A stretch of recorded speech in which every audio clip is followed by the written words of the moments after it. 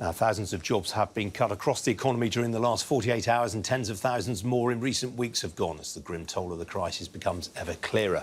The luxury department store group Harrods announced yesterday it's cutting 700 jobs. But there's also some hope. It's opening a new outlet concept store tomorrow in West London. Well, how come it's cutting jobs yet opening a new shop? Well, joining me to answer that question is Michael Ward, the managing director of Harrods, who's live at that store in West London now. Michael, good to see you. Let me start with that. It will confuse a lot of people. You're opening a new outlet at the same time as cutting jobs. Well, when we were into COVID, we had three issues. The first of which is we had a mountain of stock. The second is that we had to be safe for our customers and for our staff to actually operate. Now, to put it into perspective, we usually have about 80,000 people visiting us during the sale.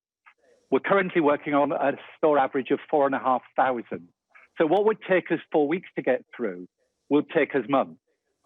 Plus the fact that we would be putting all of this stock at 80,000 square feet into the aisles and blocking all of the ways. So the only socially responsible thing to do was to open an outlet. So in White City, in Westfield, we've opened 80,000 square feet.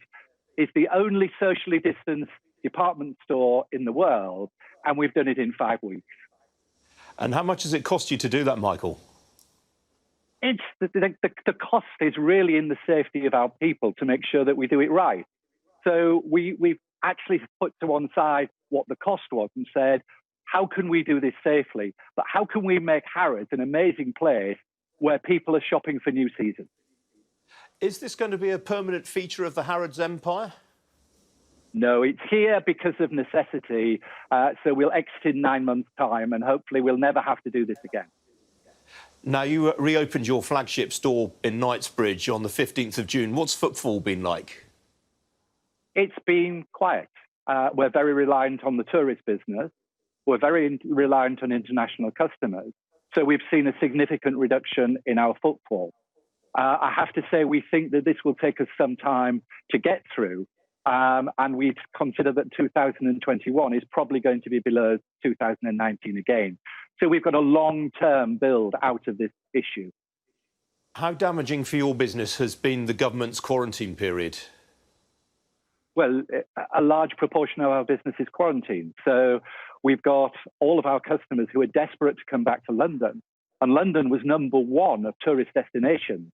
Now it's ranking at the bottom of the pile because nobody can get back. So people hot-footing it to your new store where you're standing right now, what are the main differences that they'll notice? You talked about the social distancing, for example. What about pricing?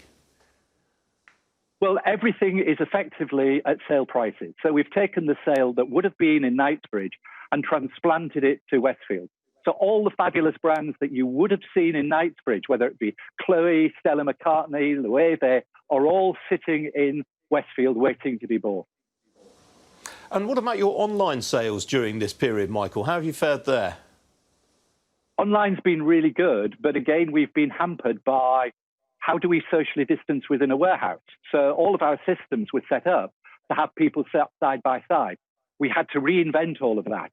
So with the partnership we have with Farfetch, we've done very well, but it can never compensate for what was 90 days without the customer seeing any of the product that we have in Westfield today. And as you look across the retail landscape more generally, are you surprised, for example, to hear that John Lewis might not be reopening all of their stores when they emerge from lockdown? No, I'm not, because if I walk through the streets today, most people have found a new way of working from home. People are very reliant on coming into the offices. All of that is gradually disappearing. People have found a new norm, and that new norm isn't going into the high street on a daily basis to work. All right, Michael, it's been ages since we had you on the programme, so it's good to see you again. Thank you for joining me. Thank you, Ian. Now,